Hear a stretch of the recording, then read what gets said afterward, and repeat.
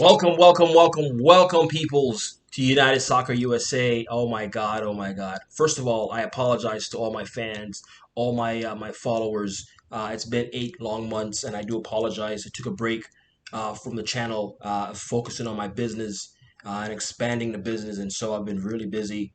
But I'm going to be doing these videos, so look out. Definitely doing these videos once or twice a week going forward. But yeah, welcome back, man, to again United Soccer USA. Don't forget, guys, to hit that like button and subscribe to the channel and hit that notification bell as well. I really appreciate you guys being back. So yeah, so the new season has started, guys. Manchester United obviously started their season, and we're third game into the season. It's wonderful. We played today, the Wolves, and that was a crazy game. We escaped that game on the brink of with a 1-0 victory there. But I want to talk to you guys today about a few categories. Okay, um, obviously we all know the big deal here. The banner is showing Cristiano Ronaldo's back and we can win the title. Um, but I want to talk to you guys today first about a few things. One is mental health. I'm not going to harp on this too long, but you know, excuse me. You know, uh, Mental health is important to me. I'm a military veteran. I went to Iraq. I served 2 tours in Iraq. 2003, 2004, and I went back to Iraq again in 2005, 2006. So I know all about mental health, guys. I know all about PTSD and feeling down and feeling depressed and so on and so forth. And I've overcome that. Um, and what does that have to do with soccer and or football or what we're talking about? I want to talk about Phil Jones. Phil Jones has been with Manchester United for over 10 years. I believe now he's been with the club for a long time. And to me, every time I see Phil Jones play, I see a very aggressive player. I see a guy who's given everything. I see a guy who just given his all. And he fights for the club, and he just wants the best for the club, right? But yeah, you get chastised a lot to the point where he was even talking about himself and going to some kind of ceremony and saying how it's just going to be a few people there. So it's clearly affected. And so I know a lot of people want to get him out of the club and sell him, but I just feel like we just also have to be careful with his mental health, and I just wanted to touch on that. So again, guys, Phil Jones, I feel like we should really just give a chance, let him heal, like Holly was saying last time in one of his press conferences a few days ago. Just give Phil Jones a chance to heal up and really protect him because the fans need to stop going after this guy. He's one of the best defenders we have at the club, in my opinion. When he's on his game and when he was fit. So and he's a very aggressive guy. He's not gonna ease up on tackles. He's gonna go for it. So I just want to really touch on that. So Phil Jones, shout out to you, man. And keep your head up, man. So, all right. So yeah, let's talk about Ronaldo, man. So Cristiano Ronaldo, guys, returned back to Manchester United. Okay, a lot of us were going crazy. Okay, when we found out that the possibility was there that he could have joined Manchester City of all teams, right? So the fact that he joined us was awesome. I'm happy that we were able to get that deal. So now that we have Cristiano Ronaldo, right? The question now becomes what are the expectations, right? What can we accomplish this season? And so today, to kind of go back on the game, and I'll get back to Cristiano Ronaldo and all, how it all relates. You know, Today's game was very important for us to win. I know in the post match interview with Paul Pogba and David De Gea, they were talking about the importance of winning today. Getting a guy like Cristiano Ronaldo coming into the club, and he has such a winning mentality. It was good to secure a win today because I'm telling you, the atmosphere, you can feel it.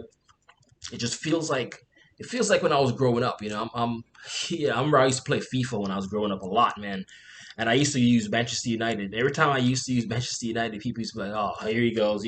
That's the team. Okay, so you're going to use them now. Okay." And so it used to be like, because Manchester United was like the top team, and we had Ronaldo back then. We had, we had Wayne Rooney and Tevez and whatever. It was always a good team. And so you'd have to use like Chelsea with Drogba or something to combat that. So it's good to have Cristiano Ronaldo. Of course, he's 36 years old, but he's not the average 36 years old. This guy takes really good care of his body. The only other person you can compare to him is probably LeBron James, which we all know LeBron does a really good job of taking care of himself as well. So these guys are top athletes, and I know he can really help the team. And again, coming into the team that just came off a really tough victory, um, for the next game in Newcastle after the international break is really going to be going to be cool. So yeah, Ronaldo, I'm buzzing, man. Like they say in England, right? I'm buzzing, man. I can't wait. I'm saying this is going to be some good stuff here, and the expectations now is to win a title. You know, there's no. I don't want to hear about well, we don't have enough or whatever. The expectations now is to win a title. Okay. Now let's get back to today's game because I'm hearing all over Twitter. I'm seeing people like Mark Goldbridge, and a lot of people going on Fred. And Fred, trust me, he had a really terrible game today in the midfield. And if you know anything about the strategy of soccer and football, you understand the midfield is a very important part of the whole process. It's like the engine really of a vehicle. You have the midfield is you need the engine to run and run properly, and you need a proper midfield.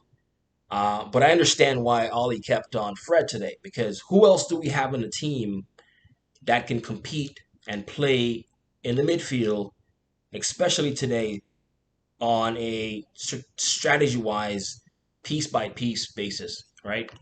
We had Adama Traore today. Okay, they put him up there as a false nine. He was switching left, right, but he was definitely in the attacking front line, and he was going one on one. There's no way, especially him attacking on the right side. There's no way Luke Shaw, her left back, can compete with that. Juan Bissaka was trying to go at him at one point in the game. He can compete. So Fred was the only one, and Fred couldn't compete with him as well. He was killing Fred, but Fred was the only one that could actually slow him down to a certain extent. You can't bring on Matic for that. Matic cannot compete, cannot run with a Traore. You can't bring on. Maybe you could have brought on, give Van de Beek a chance, but Ali doesn't do that. I would have, but Ali did not do that. So I understand why. Maybe and then how can you argue also when you got the result? We won 1-0 today, and so you have to give Ali his props, right? So I guess you'll give him his props today on that. He live another day. I haven't been a big Ali fan, but I do understand strategically some of the things that Ali's doing now that I look back from last season to now and just trying to understand what he was doing. What I've concluded so far is that Ali is a defensive coach. Period. He's a defensive coach. Um, his number one focus is to ensure that the defense is protected. Okay, so he's I don't think we've ever played in a back three since I've seen Ollie taking over. So it's usually a back four, and then he also protects the back four. He's going to put a holding midfielder in there, a good CDM. And look at Pogba today. Pogba played very deep today. Pogba was playing right next to Fred. You had Juan Bissaka on the right back. You had Varane, who what had a really, I would say, a good game, decent game. Welcome to the Premier League type of game, and he really stuck his chest out and showed that he belongs. So but he played right there as the right center back. Then you had or left center back, which is you know Harry Maguire, and of course you have Luke Shaw at left back. So he's a back four right off the bat. But then who's protecting that back four? And so you got to have a decent midfield in there. And so Ollie's not going to play a 4-4-3. He usually plays, typically, he'll go with.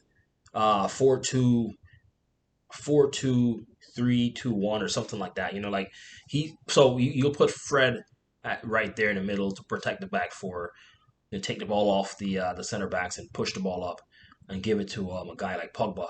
So Pogba is playing just right in front of Fred, and he kind of have the freelance of going left and right, but he really plays in front of Fred or right next to Fred where he gets the ball off of him and launches it to a upfield to one of the number nines or one of the front line players, or give it to Bruno, who's playing like the number 10 role, kind of creative, but also he's playing as a striker really because he's also a false nine as well up front. So that's kind of like how Ollie plays it, man. Whether you know does it work? Is this a formula to winning the title? The title? I don't know. I don't know. We'll see. It's yet to be seen. I think injecting a guy like Ronaldo is very very good, but we need a guy like Fred, a guy like Conte for Chelsea, someone like that, but someone that can pass the ball better. I just don't know if they exist. I don't know. Maybe we're just not looking in the right places, but we need a player like that who can break up the play. Kamavinga, I know we've talked about him. Obviously, we've seen Ruben Neves today on Wolves, and he played decently. Obviously, he caused that goal. Whether you want to, he got tackled based on a slow motion replay, but really, was he really tackled that much, with that 50-50 collision with Pogba? So, but he played decently today as well. So, but there are players out there like that. You just have to find them. And so if Fred improves his passing, he would be a really good player. He can break up play. He can compete. He just needs to be stronger a little bit because Traore was had him on toasters today. But yeah, guys. So this is Jermaine Johnson, man. I just wanted to talk to you guys today about a few things. Kind of wrapping up what we talked about, man. So again, don't forget, guys, to like the video, subscribe to my channel, and hit that notification bell.